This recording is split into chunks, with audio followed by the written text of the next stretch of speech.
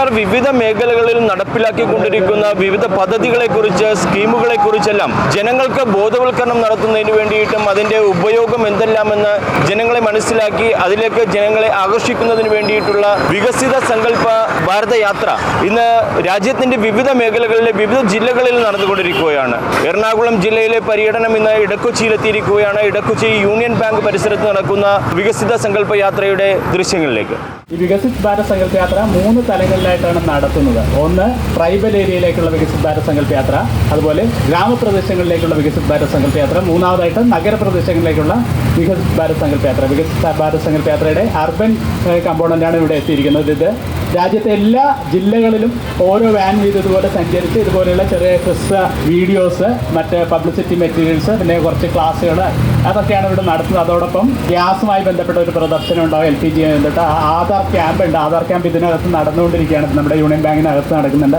ഇതൊക്കെയാണ് പ്രധാനമായിട്ട് ഈ വികസിത് ഭാരത് സങ്കല്പ യാത്രയുടെ ഭാഗമായിട്ട് ഇവിടെ നടന്നുകൊണ്ടിരിക്കുന്നത്. നമ്മുടെ കേരളത്തിലെ വികസിത് ഭാരത് സങ്കല്പ യാത്ര ബഹുമാനപ്പെട്ട ഗവർണർ ആരിഫ് മുഹമ്മദ് ഖാൻ അട്ടപ്പാടിയിലാണ് കഴിഞ്ഞ മാസം ഉദ്ഘാടനം ചെയ്തത്. അതുപോലെ എറണാകുളം ജില്ലയിലെ യാത്ര ചേന്നമംഗലത്ത് ആരംഭിച്ചു. എറണാകുളം ജില്ലയിലെ നഗരങ്ങളിലൂടെയുള്ള പര്യടനത്തിന് നമ്മുടെ തന്നെ പള്ളുരുത്തിയിലാണ് തുടക്കം കുറിച്ചത്. ചിറക്കലിൽ നിന്ന് തുടക്കം കുറിച്ച് എറണാകുളത്തിൻ്റെ നഗര ഹൃദയങ്ങളിലൂടെ എല്ലാം സഞ്ചരിച്ചാണ് ഇന്നലെ തോപ്പുംപടിയിലെത്തിയത്. ഇന്ന് ഇവിടെ പള്ളുരുത്തിയിലുണ്ടാകും. അപ്പോൾ നമുക്ക് ഈ പരിപാടികളെല്ലാം കാണാം. ഭക്ഷ്യസുരക്ഷ എന്ന് വെച്ചാൽ എന്താണ്, നമ്മൾക്ക് ഇവിടെ ആവശ്യത്തിനുള്ള ഭക്ഷ്യധാന്യങ്ങൾ ഉള്ള സ്ഥലത്താണ്. അതായത് നമ്മളുടെ ഇവിടെ പഞ്ചാബ്, ജാർഖണ്ഡ്, അങ്ങനെയുള്ള AP, തെലങ്കാന എന്നീ സംസ്ഥാനങ്ങളിൽ നിന്ന് നമ്മുടെ ഇവിടെ നമ്മൾക്കറിയാം കേരളത്തിലെ കൃഷി നമുക്ക് ആവശ്യമുള്ളത്ര ഉൽപ്പാദിപ്പിക്കുന്നത്. അപ്പോൾ ഇങ്ങനെയുള്ള കൂടുതലുള്ള സ്ഥലങ്ങളിൽ നിന്ന് നമ്മളുടെ കേരളത്തിൽ സംഭരിച്ച് വയ്ക്കുക, അല്ലെങ്കിൽ ഉൽപ്പാദനം കുറവുള്ള സംസ്ഥാനങ്ങൾ സംഭരിച്ച് വെച്ചിട്ട് നമുക്ക് എന്തെങ്കിലും ആവശ്യം കുറവ് വരുമ്പോൾ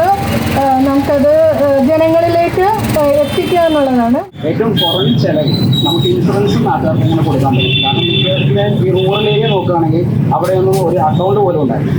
അക്കൗണ്ട് ഇല്ലാത്തവർക്ക് അക്കൗണ്ട് തുടങ്ങാൻ വേണ്ടി നമ്മൾ ജൻധൻ എന്ന് പറഞ്ഞ ഒരു യോജന കൊണ്ടുവന്നു.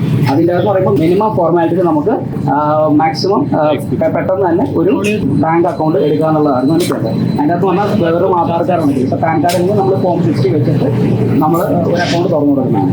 അതേപോലെ ഞാൻ പറഞ്ഞ ഇൻഷുറൻസ് സ്കീമുണ്ട്. ഇൻഷുറൻസ് സ്കീംസിൽ വരുന്നത് ഏതൊക്കെയാണെന്ന് പറഞ്ഞാൽ ഒരു PMJJBY, പിന്നെ PMSTY സ്കീം എന്ന് പറഞ്ഞാൽ PMSTY എന്ന് പറയുമ്പോഴത്തേക്കും പ്രധാനമന്ത്രി സുരക്ഷാ ബീമാ യോജനയാണ്. അതിൻ്റെ അകത്ത് എങ്ങനെയാണെന്ന് പറഞ്ഞാൽ ഇയർലി നമുക്കൊരു 20 രൂപ, ഇയർലി 20 രൂപ വരുന്നുള്ളൂ. നമ്മളുടെ ഒരു നിബന്ധന എന്ന് പറയുമ്പോൾ അക്കൗണ്ട് ബാങ്കിൽ ഏതെങ്കിലും ഒരു ബാങ്കിൽ ഒരു അക്കൗണ്ട് വേണം. ആ ഒരു അക്കൗണ്ടിൽ നിന്നായിരിക്കും പോകുന്നത്. 20 വെച്ചിട്ട് ഇയർലി പോകും. വയസ്സെന്ന് പറയുമ്പോൾ ഒരു 18 മുതൽ 70 വയസ്സുള്ളവർക്ക് ചേരാൻ പറ്റും. അതിൻ്റെ സം ഇൻഷുർഡ് എന്ന് പറയുമ്പോൾ 2 ലക്ഷം രൂപയാണ്. ഇതിൻ്റെ അകത്തെന്ന് പറയുമ്പോഴത്തേക്കും ആക്സിഡൻ്റൽ ഡെത്ത് ആണെങ്കിൽ മാത്രമാണ് ഈ കാശ് ലഭിക്കുന്നത്. ആക്സിഡൻ്റൽ ഡെത്ത് ആകുമ്പോഴത്തേക്കും 2 ലക്ഷം രൂപ വരെ വെറും 20 രൂപ പ്രീമിയം വെച്ചിട്ട് നോമിനിക്ക് ലഭിക്കുന്നതാണ്. അതേപോലെ തന്നെ ഇതിനകത്ത് വേറൊരു ക്ലോസ് എന്താണെന്ന് പറഞ്ഞു കഴിഞ്ഞാൽ ഇപ്പോൾ പാർഷ്യൽ ഡിസബിലിറ്റി ആക്സിഡൻറ്റ് സംഭവിക്കുകയാണെങ്കിൽ 1 ലക്ഷം രൂപ വരെ കിട്ടും. അത് തന്നെ അതായത് ഇപ്പോൾ ഒരു കൈ പോവോ കാല് പോവോ അങ്ങനെയൊക്കെ വരുമ്പോൾ പാർഷ്യൽ ഡിസബിലിറ്റി അങ്ങനെയാകുമ്പോൾ 1 ലക്ഷം രൂപ ഇപ്പോൾ ആളെന്ന് പറഞ്ഞാൽ ഇൻഷുറൻസ് കിട്ടും. അതേപോലെ തന്നെ ടോട്ടൽ ഡിസബിലിറ്റി ആണെങ്കിൽ അതായത് ഇപ്പോൾ 2 കൈയും പോയി 2 കാലും പോയി അങ്ങനെയൊക്കെ ആണെങ്കിൽ മുഴുവൻ തുകയായ 2 ലക്ഷവും കിട്ടും.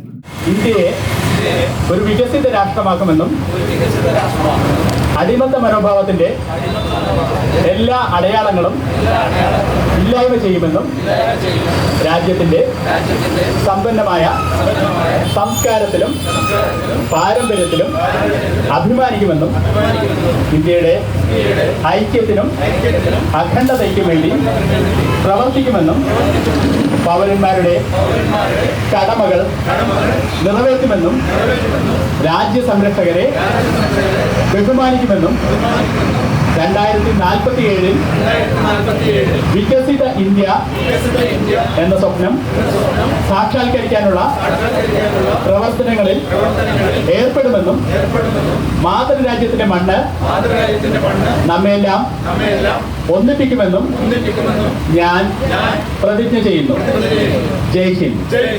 ഫുഡ് കോർപ്പറേഷൻ ഓഫ് ഇന്ത്യ നടപ്പിലാക്കുന്ന പദ്ധതികൾ, ഒപ്പം യൂണിയൻ ബാങ്കിൽ നിന്നുള്ള സ്കീമുകൾ എന്തെല്ലാമാണ്, LPG കണക്ഷൻ എടുക്കുവാനായിട്ട് എന്തെല്ലാം സ്കീമുകളുണ്ട്, അതിനെല്ലാം എന്തെല്ലാം മാർഗങ്ങളാണ് സ്വീകരിക്കേണ്ടത്, ഇങ്ങനെ വിവിധ പദ്ധതികൾ വിശദീകരിച്ചു കൊടുത്തുകൊണ്ടാണ് വികസിത സങ്കല്പ യാത്ര ഇന്ന് ഇടക്കൊച്ചിയിലെത്തിയത്.